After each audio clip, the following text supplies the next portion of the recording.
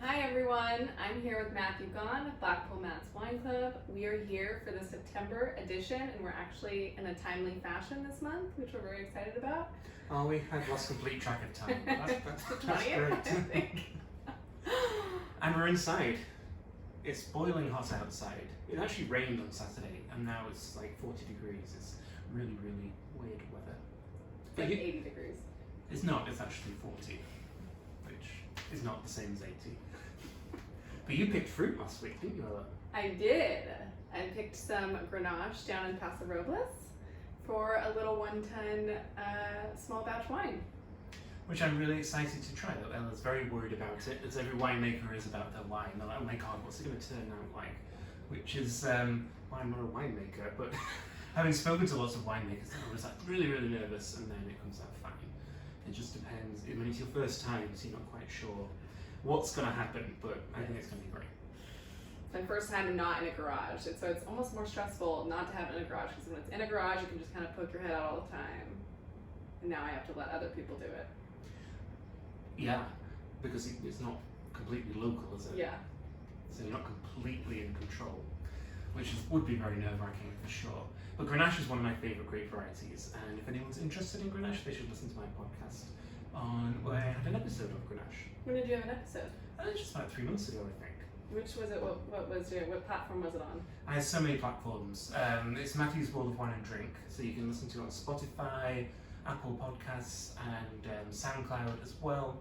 And I've been doing features on grape varieties. Like the main feature of my podcast was regions, and now I've changed it to grape varieties a little bit. And so there's one on Merlot, Sauvignon Blanc, Chenin Blanc, as well as Grenache. What are you hoping my Grenache tastes like? So that's the great thing about Grenache. Lots of different styles can be made from Grenache, including rosé, which you're worried it might turn out to be, but perfectly good rosé, because Grenache has low tannins, which can make it really good for rosé. So a lot of rosés from Provence and southern France are based on Grenache because of that reason.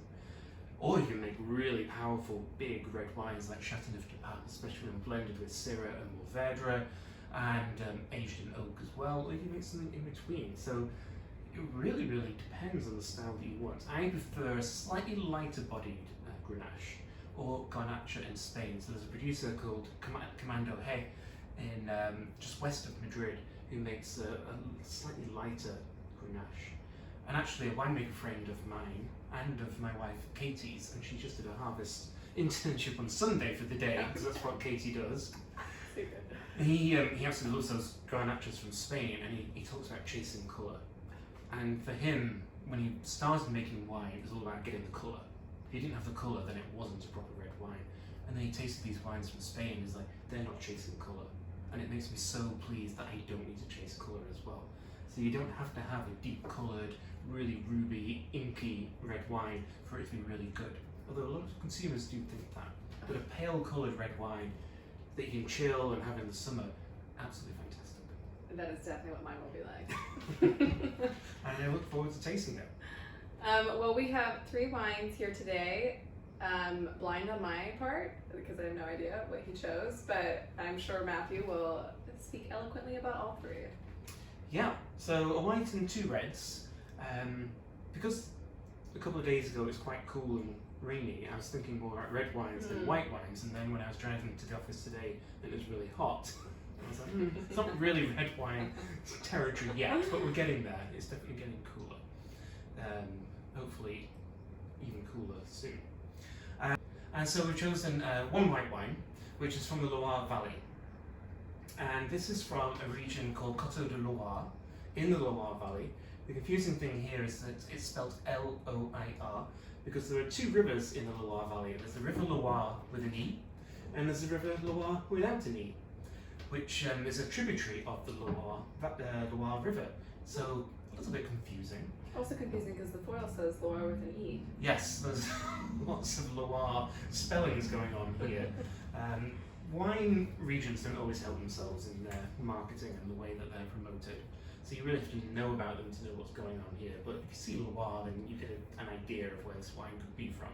And it's a really pretty part of the Loire Valley, just to the north. It's actually the furthest north part of the Loire Valley, and therefore it's the coolest. And so the wines are really acidic, really light, and really lean as well. They're not fruity wines, they're just all about the acidity. And so, and then there's one sub-region within Coteaux de Loir called Janvier, which is kind of the highest quality fruit. This fruit actually comes from Janvier, but it's declassified, so it's the youngest vines that the producer works with. So he feels it's not quite the elevated quality of his best wines, but still a very good wine. And it's Chenin Blanc. He also makes red wine from Pinot Domaine, which is an obscure Loire grape, which makes fantastic wines similar to Cabernet Franc. But this is Chenin Blanc, 100%, and I absolutely love this producer's wines, just as I love Chenin Blanc from the Loire. Lovely. Any pairings that come to mind? I would pair this with, I think I recommended on my tasting sheet, goat cheese tart, or quiche. I think it's a quiche actually. Are these wines that we can expect coming into the holiday months? Is this sort of like, this would be a great 3-pack to bring to Thanksgiving meal? Yeah, and if you're in white heat, the white wine only club, you'll definitely be getting the Janvier. Also in some of your mixtape clubs, depending if you like acidic white wines. So these are wines that have come in the last 2 weeks, which are ready to go for the September Wine Club, which I'll be packing up tomorrow. Exciting. Yeah. And I just think this is a really small region, Costa de Loire. It's like 200 hectares. So it's really exciting to be able to have these wines here in California and the rest of the states. Definitely not widely distributed. Is there any Chenin Blanc? Is there a lot of Chenin Blanc grown in California? There's a little bit. Back in the 1960s, Chenin Blanc was the most planted grape variety in Napa Valley. And I was talking to a Napa producer, or a California producer recently about that. And when I moved to California and learned that Chenin Blanc was the most planted grape variety in Napa, I was like, that's crazy. And everyone was like, why would you do that? But actually, the little bit of Chenin Blanc that's left in Napa Valley is fantastic.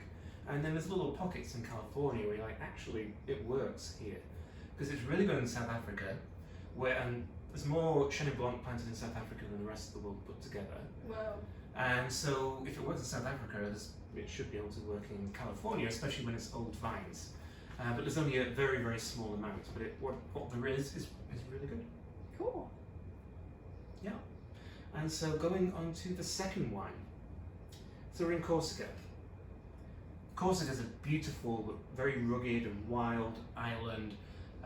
Very independent, fiercely independent, even though it's part of France, influenced by French culture, but also by Italian wine culture as well. So, Ella, do you want to pronounce the grape varieties on the back of this label? Because Corsica is its own thing. 35% Niluccio.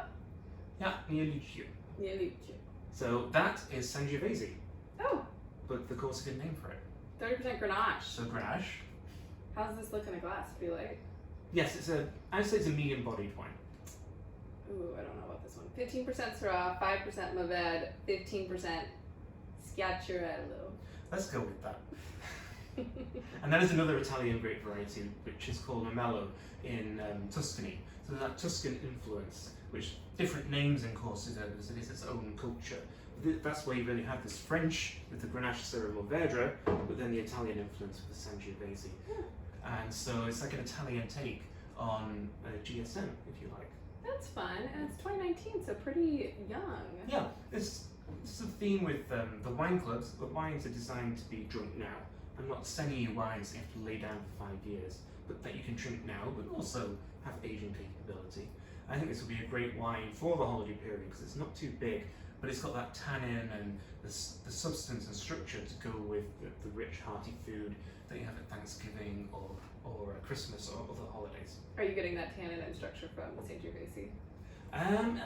This thing, there's 5 different grape varieties, Yeah. so there's a little bit of everything going in. So you've got the red fruits that you get from the Italian grape varieties and the Grenache, but also the tannic structure from Syrah and Mourvèdre, and then everything just gelling together. And this is a great thing about blend, it's the best of all these different parts.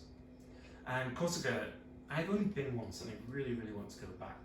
So this is from Calvi, which is a town on the north east coast of Corsica.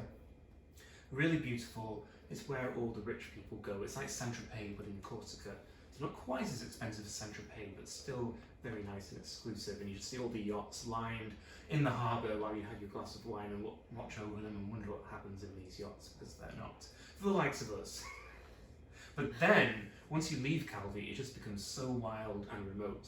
I remember we were driving along the coast, and after 5 minutes, we decided to turn around because it's like this narrow, and there's no barrier above the sea or the ocean. And so we did a 3-point turn on this really narrow road, drove back to Calvi, and then just drove through the middle of Corsica. Yeah. Even though it's very mountainous, not quite as dangerous as these really bendy seaside roads. It's got those like James Bond, like car racing roads. Yeah, and I'm not James Bond. No, same country. I have the accent, yeah, but not the driving skills. So there's a lot of vineyards in Corsica. There aren't a lot of vineyards because it's quite mountainous. They're all kind of around the edge. And so this wine in particular comes from just inland from Calvi and higher elevation, but not going into the centre where it's actually really mountainous. And so, but that elevation, because Corsica is hot and it's dry, having that elevation just cools things down a little bit while the fruit is obviously getting ripe in that warmer climate. Cool, I really like the label. Yeah, and this is actually pretty inexpensive wine. I think it's less than $20. And that's another thing with Corsican wine, it's not that expensive because people don't know that much about it, so it's a really good introductory wine. Great. Yeah. And then the third wine is from here in California. Whoa!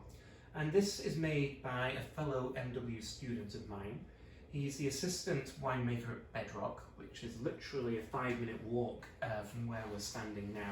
The tasting room itself is, and then the winery and the vineyard is about a 10-minute drive. So Bedrock's a really cool winery and concept. It's run by Morgan Twain Peterson, who's an MW. He's the son of Joel Peterson, who founded Ravenswood, which really resurrected and really helped Zinfandel survive.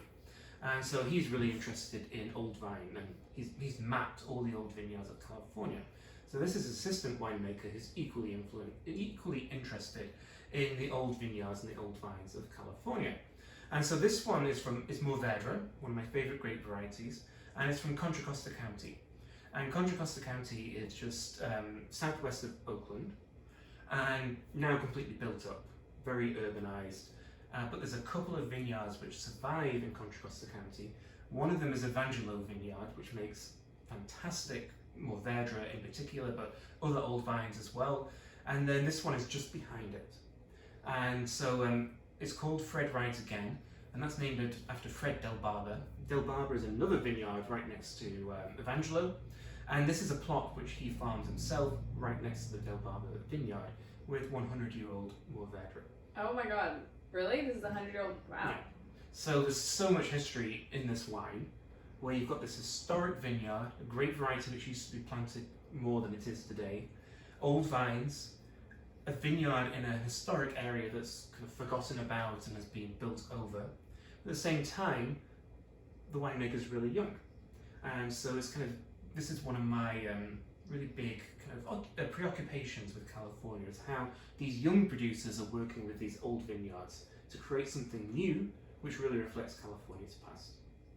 And so I did my MW exam 2 weeks ago. I do not know if I passed.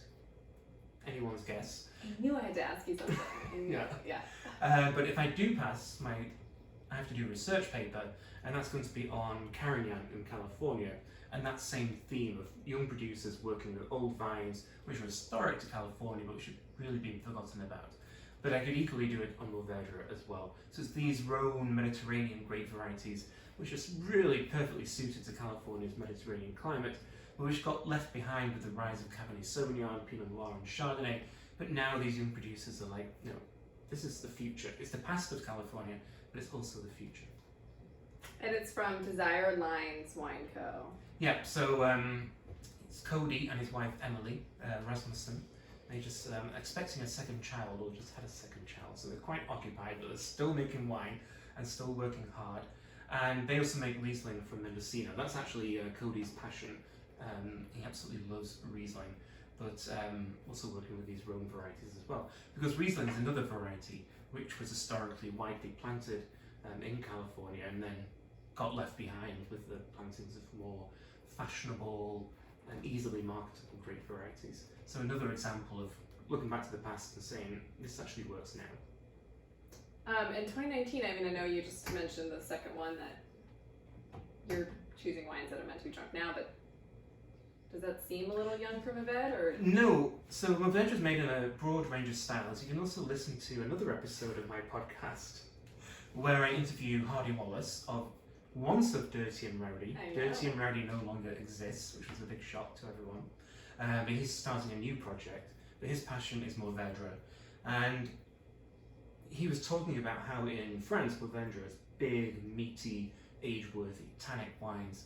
But the wines that he makes are actually a lot lighter and can be served a little bit chilled. And though they're still age-worthy, they can be drunk straight away, just the way that he makes the wines. And this is a similar style, I think. Yeah. I was pouring this on Friday at an event at my sister-in-law's, and people loved it. And it was just really crisp and drinkable, nice fruits to it, not too big, but at the same time, not too light. So it appeals to a California palate, to people who are used to bigger, fuller-bodied wines, but it's not a big monster. Do you know if it's used new oak? I don't think so. No, this is all about the freshness of the fruit and the vineyard, because it's old vines. Why interfere with the expression of those old vines? They've got enough to talk about on their own.